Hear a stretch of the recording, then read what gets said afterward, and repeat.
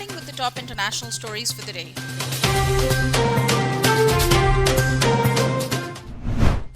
In a major development, Taliban struck a peace deal with the Northern Alliance. The meetings between the two delegations of the Taliban and the Northern Alliance were taking place over the last 2 days at Charikar in Afghanistan's Parwan province. The two sides have agreed to cease attacks against each other.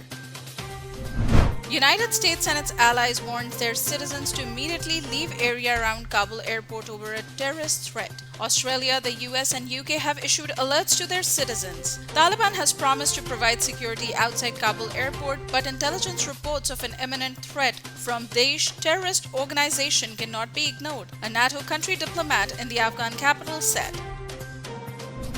Turkey's military has begun evacuating from Afghanistan. The announcement from Turkish Ministry of Defense has come shortly after the Taliban asked Ankara for technical help to run Kabul airport but insisted it withdraw its military by the end of August.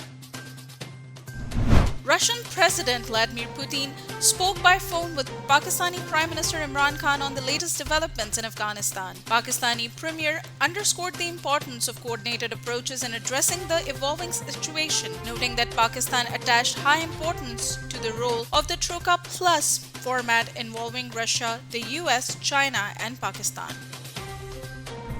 After taking control of war-torn Afghanistan, the Taliban have captured more than 100 Russian-made Mi-17 helicopters from various air bases and army depots, a Russian state arms exporter has claimed. However, the Taliban will be largely unable to use them with little access to maintenance crews and spare parts. Russian President Vladimir Putin and his Chinese counterpart have agreed that their countries would step up efforts to counter threats emerging from Afghanistan. The German Chancellor Angela Merkel said that international community must maintain dialogue with the group if it wanted to protect improvements made in the country during 2 decades of NATO deployment there. As many as 1,500 American citizens may still need to be evacuated from Afghanistan, and the Taliban have pledged to allow some departures after US troops leave the country on August 31st, US Secretary of State Anthony Blinken said. The US Secretary of State also said that Taliban has agreed to allow Americans and at-risk Afghan nationals to leave after August 31st.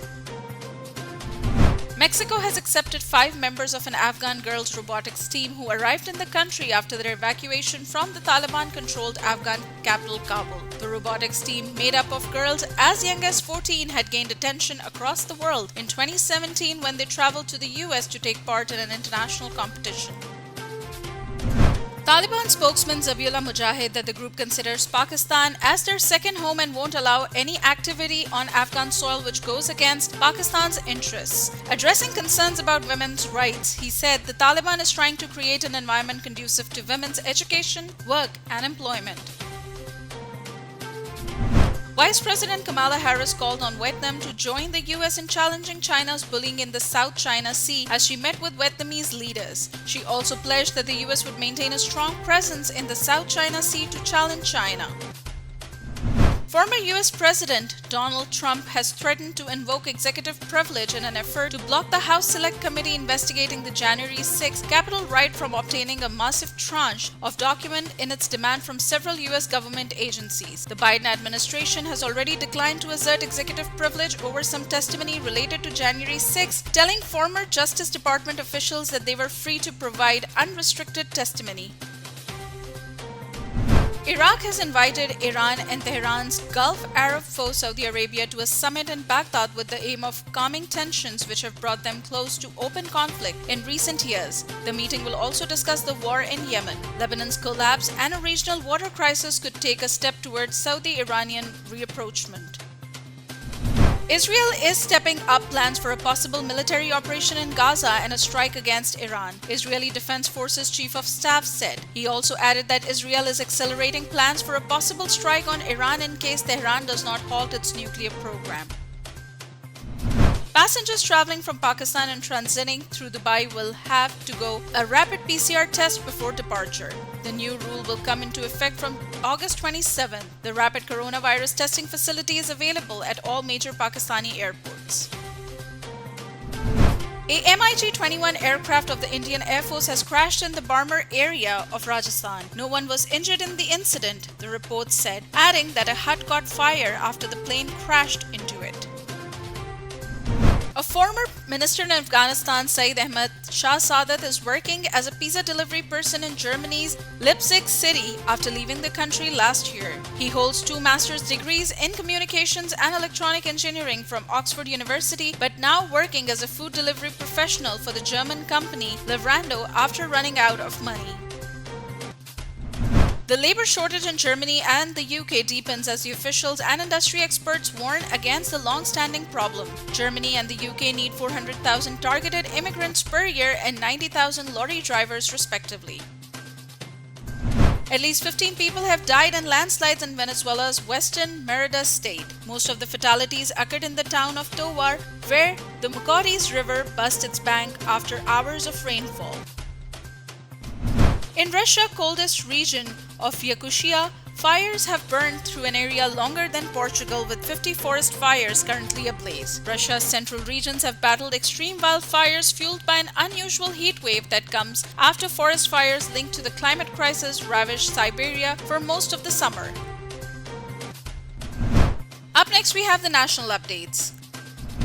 President Arif Alvi had a meeting with the Chief of Army Staff General Qamar Javed Bajwa at the General Headquarters in Rawalpindi. Both leaders discussed regional developments and matters of national security. The military's media wing said, President lauds the Army's prowess in the field of information technology, Army's operational preparedness, and cybersecurity.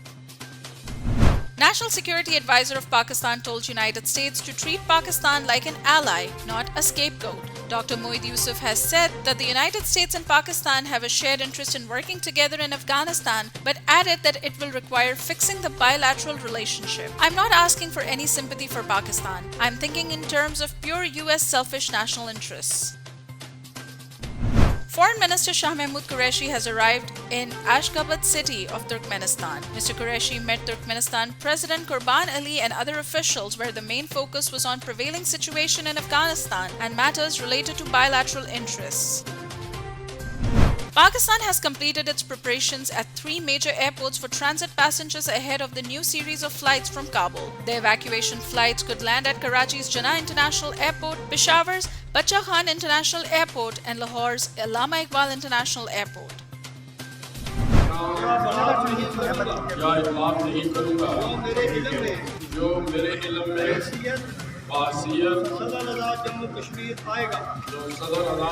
Pakistan Tehreek-e-Insaf Regional President Barrister Sultan Mahmood took oath as 10th President of Azad Jammu and Kashmir. Many of the participants in oath ceremony had travelled from Britain and other European countries, where Mr. Mahmood has a vast following among the Kashmiri diaspora. Prime Minister Imran Khan has inaugurated Pakistan's first smart forest in Rakhjok Forest of Sheikhupura as part of the Ravi Riverfront Urban Development Project. Prime Minister Imran Khan said the Ravi Riverfront City project is expected to contribute approximately $40 billion to the country's economy and create around 1 million jobs. जो मीनारे पाकिस्तान में जो मैंने देखा, शर्म आई, तकलीफ हुई कि हम कभी ऐसे तसव्वुर नहीं कोई कर सकता था जब मैं बड़ा हो रहा था कि इस तरह की हरकतें होंगी। यहाँ मैं सारी दुनिया में गया हूँ, जो औरत की इज्जत मैंने पाकिस्तान में बड़े होते हुए देखा था, मैंने दुनिया में ऐसी मुसलमान दुनिया में थी, लेकिन मगरब में ऐसी औरत की इज्जत नहीं जो यहाँ हम करते थे। Prime Minister Imran Khan feels ashamed and pained by the assault of a female TikToker by hundreds of men near Minare, Pakistan earlier this month. In his first public remarks since August 14 incident, the Premier cited the lack of proper upbringing, a very big reason for the destruction we are seeing in the society. Pakistan Muslim League Nawaz has welcomed the dialogue process in Kabul between the Taliban and other stakeholders and hoped that it would result in the formation of a broad-based government in Afghanistan. The PMLN's consultative meeting on Afghanistan situation was attended by the party president Shehbaz Sharif, Shahid Khaqan Abbasi, Khwaja Asif, Ehsan Iqbal, Muhammad Ishaq Dar, Maryam Nawaz Sharif, while Nawaz Sharif chaired the meeting through a video link from London.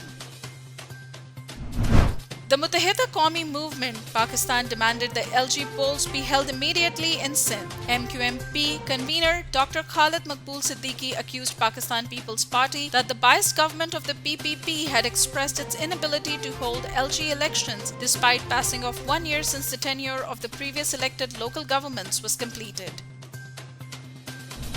7 terrorists have been killed in exchange of fire with the counter-terrorism department officials in Balochistan's Loralai district. The raiding team has also recovered arms and ammunition from the compound. The terrorists were associated with a band outfit. The Sindh government has announced development works for Mubarak village and the islands near Kimari. During a visit to Bhit Island, Sindh Chief Minister Saeed Murad Ali Shah said that the provincial government has allocated Rs 250.57 million to construct 3 floating jetties and passenger sheds. Water shortage is worsening with each passing day at all 3 barrages of Sindh due to reduced upstream flows. Guddu and Sakar barrages are facing 19% and 14% shortage. The shortage is recorded in water flows for Balochistan as well. This has promoted irrigation authorities to start rotation program for Sakar barrages for left bank canals so that water can be provided to right bank canals. The city district government of Lahore has announced a ban on the entrance of unvaccinated citizens to shopping malls, hotels, restaurants, educational institutes, public and private places including transport services after August 30th. Deputy Commissioner said stern action would be taken against those who failed to get their first jab till the deadline. Another attempt to rescue Hengtong stranded off the coast of Karachi. The eligibility of C-Max, the company operating the salvage operation, was called into question. The ship's owner hired C-Max in Pakistan through Dubai-based Seacrest to save money, and C-Max hired a local company that specializes in shipbreaking. Prefab solar-powered washrooms for tourists have been set up at 5 different sites in Galyat. The project was designed and installed by Kite, and 5 different sites have been chosen for the project. All units are operational. Up next, we have the health updates. The number of COVID-19 cases in children in the US reached levels not seen since the winter surge. Child cases have increased exponentially with more than 4-fold increase in the past month according to the American Academy of Pediatrics and the Children's Hospital Association. The week ending August 19 saw more than 180,000 cases in children, and the health officials are concerned it could get worse. The Drug Regulatory Authority of Pakistan has increased prices of 50 medicines up to 15 to 150%. The drugs whose prices has been jacked up include those used for heart ailments, cancer and blood pressure. The price of anti-rabies vaccine has also been increased. Pakistan has reported 85 more deaths in the last 24 hours by novel coronavirus. The country's number of overall confirmed cases has risen to 1,140,141 after the emergence of 4,553 new infections according to the National Command and Operations Center. The positivity rate of infections was recorded at 7.4%. Up next, we have the updates on science and technology.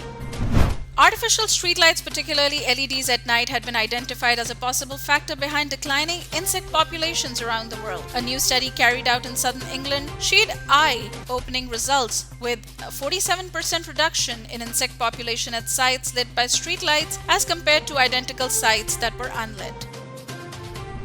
The DNA of a girl who died more than 7,000 years ago on the Indonesian island of Sulawesi reveals previously unknown group of humans. Tools and cave paintings have suggested that humans were living on these islands by 47,000 years ago. Researchers believed that the first modern humans used the Wallacea Islands as they crossed from Eurasia to the Australian continent more than 50,000 years ago. Up next, we have the sports updates. India collapsed at 78, all out as England's James Anderson ripped through the men in blue's top order on the first day of the 3rd Test cricket at Headingley. This was India's lowest Test total against England since being dismissed for 42 at Lord's in 1974. Pakistan cricket head coach Misbah-ul-Haq has tested positive for coronavirus. Cricket West Indies have confirmed that Misbah will be shifted to another hotel for the 10-day quarantine. All other members will leave Jamaica as per schedule. American tennis star Serena Williams has withdrawn from next week's US Open after her torn hamstring had not completely healed ahead of the final Grand Slam of the year. Williams had had an injury-marred season and limped out of her first-round match at Wimbledon in tears due to the leg injury. Up next, we have the entertainment updates. The 13th death anniversary of renowned Urdu poet and the first head of Pakistan Academy of Letters, Ahmad Faraz, has been observed today. Ahmad Faraz was the recipient of a number of national and international accolades, including the Nagar Award, Sitara Imtiaz, and Halal Imtiaz. Tanha Tanha, Beawaz Gali Kucho Mein, Sab Awazein Meri Hain, and Shab-e-Khoon are among his literary works. Pakistan's renowned singer and songwriter Falak Shabir has dropped yet another music video titled Lage Pyari, featuring wife and famous Pakistani television actress Sara Khan. The music video is a spectacular fusion of action, thrill, and romance. Pakistani actor Feroz Khan is seriously considering a career shift from acting to professional boxing. The star revealed that he's been training hard with a coach and expects to compete professionally next year. Pakistani singers Talal Qureshi, Manu, and Hassan Rahim have teamed up for a song celebrating themselves. Song Sweetu is an acoustic electronic dance track. The song moves on a repeated guitar riff with some electronic beats. New footage from upcoming James Bond, Matrix, and Batman sequels took center stage at the movie theater industry's CinemaCon Summit in Las Vegas. Warner Bros. Unveiled more footage from The Matrix Resurrections, in which Keanu Reeves' Neo appears confused by dreams of his past life. Meanwhile, a 9-minute clip from No Time to Die showed Bond apparently awakening from an explosion in a picturesque Italian village. Up next, we have the business updates. The World Bank is suspending aid to Afghanistan following the Taliban's takeover of the country earlier this month. The World Bank has committed more than $5.3 billion for development projects in Afghanistan. The bank-administered Afghanistan Reconstruction Trust Fund also has raised more than $12.9 billion for the country. The US dollar kept appreciating against the Pakistan's currency for a third consecutive day, reaching close to an all-time high seen in the middle of August 2020. The closing rate of US dollar at Rs 166.28 shows an increase of Rs 1.08 per dollar. The slow rollout of coronavirus vaccines will cost the global economy $2.3 trillion in lost output. The Economist Intelligence Unit study found that countries which fail to vaccinate 60% of their populations by mid-2022 will suffer the losses over the 2022 to 25 period, and the Asia-Pacific region will be the worst hit in absolute terms.